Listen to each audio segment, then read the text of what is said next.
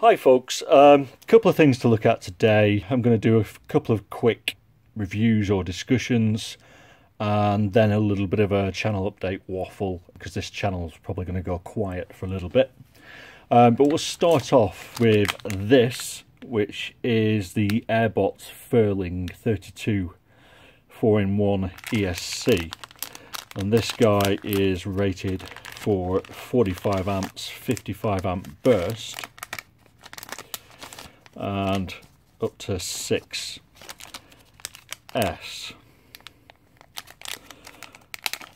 So if I just open this guy up,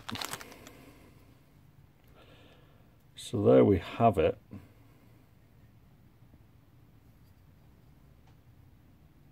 I've got to say, that's a very slender ESC, and you'll notice in the pack, what have we got? So we've got some double-sided copper tape, we've got a cable, and we've got two capacitors, and they're both Rubicon 35 volt 470 UF. So basically the party trick of this ESC is it's got an F3 processor. So in theory, running D-Shot 1200 or higher, it can run much faster than the usual sort of chips that we've had previously, BB21s, etc. The downside is, I suspect this is more about future-proofing than anything that's going to give us major performance. I think usually when you're running ESCs, you can sort of run at 24K or 48K, and you tend to find if you're running 4S, 48K on D-Shot 1200 or BL Heli 32 ESCs run smoother. However, on 6S, I've been told by someone in the know that you want to run 24K, because on 6S particularly, running 48K because of the way that the pulses run can lower your torque and your low down power. Although whether that's true, I couldn't tell you. So what we're probably looking at here is something that's not really going to give us a massive leap in terms of performance, if any, right now, but as BL Heli improves, should give you a bit of future proofing in the long term. It's kind of an unusual board. I don't really know what to make of it. Obviously the pads are inset, we've got a fair amount of capacitors, and the FET's pretty small, but the whole thing just feels really thin. And perhaps that's because sort of more recently I've looked at stuff like this iFlight ESC with its metal FETs. But yeah, it feels super light, so probably a good ESC to use in a pretty tightish build like the Hyperlows, etc. that I tend to like, and the Smooth Operator. But I'm not so... Weight with ESCs tends to be a bit of a sort of indicator as to how much stress they'll cope with. So looking at these two side by side, and I know that this is a much more powerful ESC, I'm not so sure I'd want to use this in a really high demanding situation. Regarding Airbot, I've kind of had mixed results with Airbot tech. Some of the earlier Typhoons were really downright flaky for me, and then the later ones, the 30 BL Heli 32, I know people who've run them successfully for some time, and they're rebranded as the Holy Bro ESCs, so people go on about how good Holybro ESCs are, and they're basically just Airbot ESCs with a different name. And I dare say that Holybro have got their own version of this, which is just again made by Airbot with a different sticker on. So my intention for this guy longer term will be to put in another frame, and it will probably go into the Catalyst Machine Works Raging Droner, which I'll get when they get the production versions in, probably in another month or so.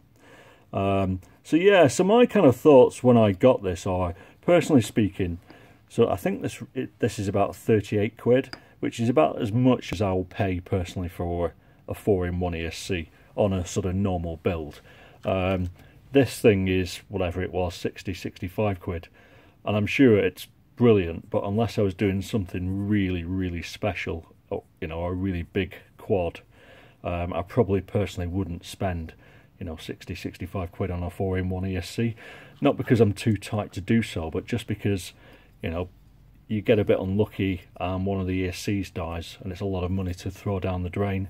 Whereas on single ESCs, I'm a little bit more happy to spend serious money. So sort of 38 quid or so is sort of in my ballpark for a decent ESC on a 5-inch quad. So yeah, so really curious to see how this guy performs. As I said, I think the F3 processor bit is something for future days rather than something we're really going to see the benefit of right now. But if anybody's running one of these, drop me a line, because I'm curious as to know what you think about it and if it's been reliable or not.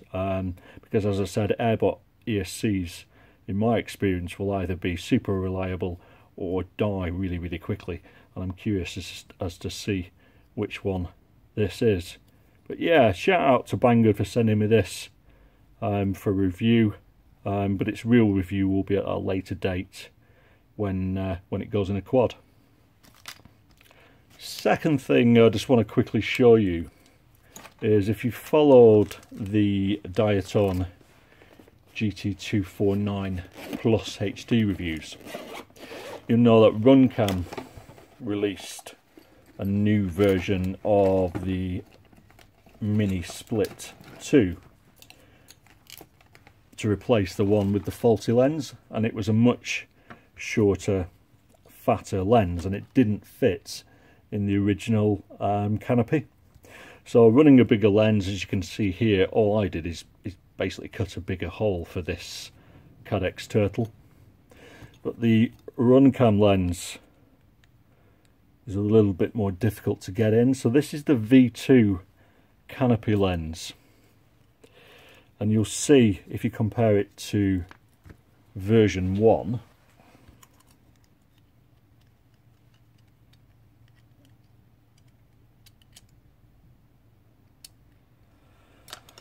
so this is the V2 lens, and amusingly, this is the Canopy that I've got when I bought some spares from Unmanned Tech in the UK, and you can see it is actually the V2 lens. So this should fit this guy much easier. However, yeah, so it fits in. However, I don't think it's a particularly good Canopy for the Runcam Split if you're running one. It doesn't, well actually it does. I was going to say it doesn't give you much angle on your FPV camera, but you can still get a fair old amount. So yeah, so it fits, it does fit the Split Mini 2 V2, but it really sort of presses, the front of the Split really sort of presses against the front here. So I don't know what effect that will have on Jello, if any. But I would say it's a little bit tight. I would prefer the actual mounting holes to be a little bit further back, just to give you more wiggle room. Obviously my 249 HD is running the Cadex Turtle V2, which is, let's have a look, Yeah, so the lens on that is a bit bigger. This is a V1.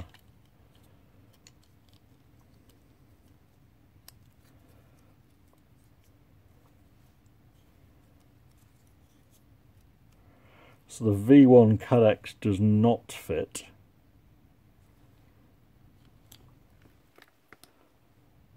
But the Turtle does. Right, I've stuck the V2 lens on my little 249 GT Plus, and the Cadex lens doesn't fit. I've had to shave just a fraction off each side with a hobby knife just to get it to fit through, but that was the work of 2 seconds. The one thing that you are going to do on any of these canopies is shave quite a lot more off around this point, and the reason for this is on these little guys you need to run a high camera angle to get any sort of momentum and speed, so you'll generally be running sort of 40 degrees plus, and without sort of shaving off this upper area you just can't get the camera tilt that you want. So this is how I'll be running mine, and the only reason I've really put this on is just because as I said, the original you kind of have to put little plastic M2 nuts to hold the screw which comes up, and I found those a little bit of a pain and quite weak, whereas this guy has little sort of brass inserts, so the screw can attach much more strongly on this front end. Mine hasn't failed, it's just that I'm always really conscious of how weak M2 nylon nuts are. I did see something on Diatone's Facebook page saying they're releasing a V3, so I wonder if this V2 is specifically for the split and the V3 will possibly fit the Cadex. Just an amendment to this video, but while I was playing, this is the Foxy mix in the new Canopy, and to get this in I've basically just shaved a fraction of a millimetre off this area here with a scalpel, and then the mix fits perfectly inside, and I've put on it the lens from the Cadex Turtle V2. So this is the Foxy mix lens, and this lens ring here is basically how far you have to screw it in to the housing. So basically it sits like that, and the Cadex lens, and this is the lens off the V2 Turtle, and the V1 also fits as well, which is, if I can find it,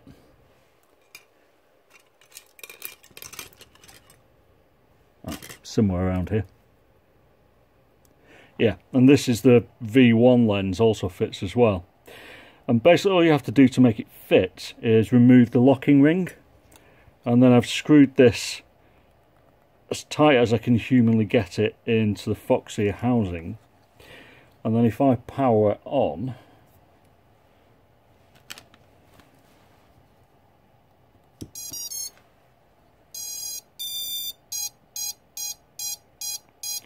you can see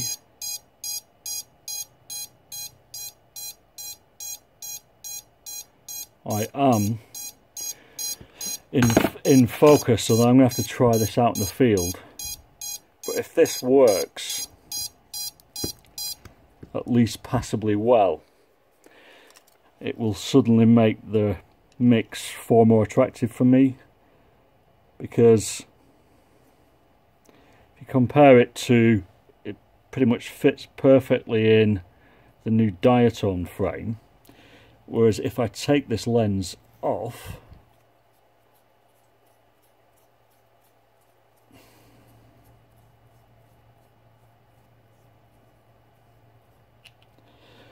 and put the original mix lens on,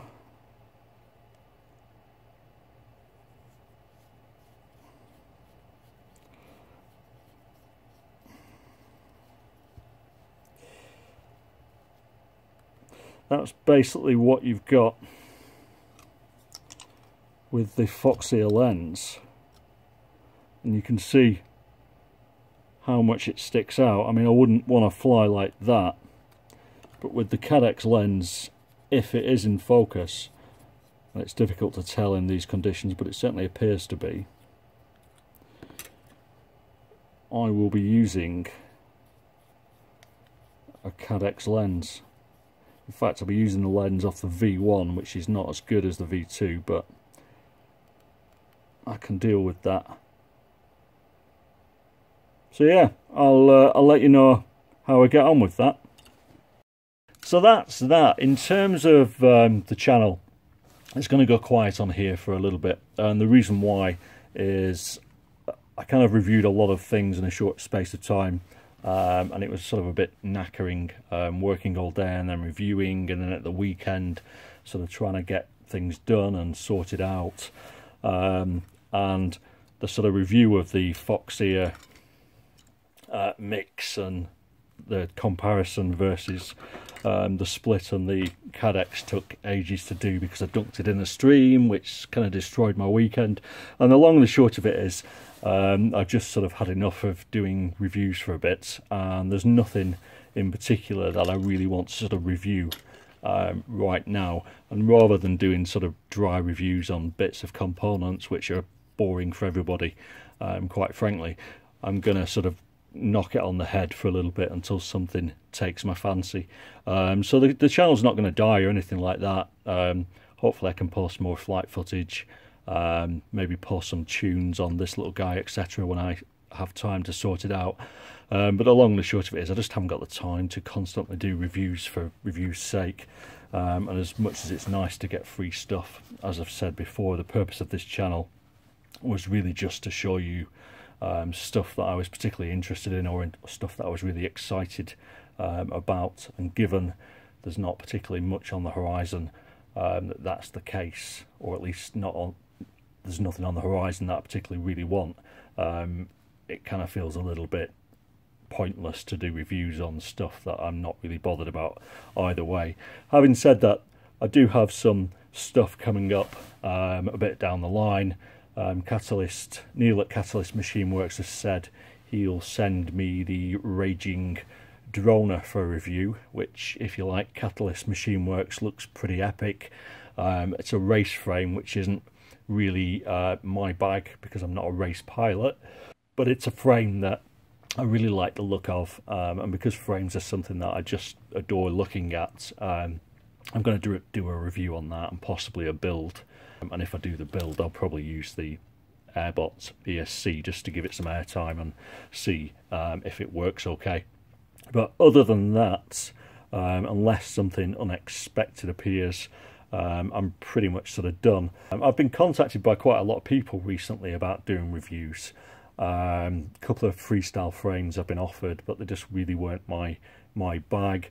And then Gearbest contacted me asking me if I wanted to do reviews for them, and I kind of said no, to be honest with you, because it's not a company that I've used for ages, and when I did use them, although they were okay, the stuff seemed to take forever to arrive, and more worryingly, you can't really see what they've got in stock. Nothing is in stock or not in stock, it's just all sort of delivery times, so you've got to sort of make it up. So yeah, so I'm kind of a bit bored with reviewing things, to be honest with you. I just want to fly, and because the weather's a bit crap and I don't have a huge amount of time to do that, I don't want to endlessly review stuff. What I want to do is enjoy the quads that I've got, get them set up properly. You know, I've got the Vert V2, the RS, etc., that just haven't really had any stick time for one reason or another, plus this guy, and all three of them deserve to be set up, loved, tuned, and enjoyed, and that's what I really want to do. So yeah, so don't expect to see a ton of reviews. This might change if something crops up that I like the look of, but other than that, thanks for all those people who've commented on the reviews.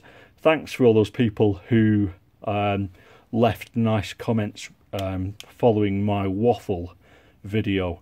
I was expecting to be sort of hung with some of the stuff that I said on there, but the comments, even from people who slightly disagreed with me, were all really good, intelligent comments. So it kind of restored my faith in humanity a little bit. Clearly there's a lot of people out there who, you know, think the same as I do and are getting sick of the same old rubbish. So yeah, so I'm kind of putting a halt on this so I don't sort of follow suit in joining the hype train, so to speak. So yeah, thanks for watching. Sorry this is a bit waffly as always. Look out for flight videos of this guy. If I get it tuned up or set up in a way that I really like, I'll do a video, or at least put a description of all the settings in it. And other than that, it'll just be me flying my quads. Cheers guys, thanks, bye bye.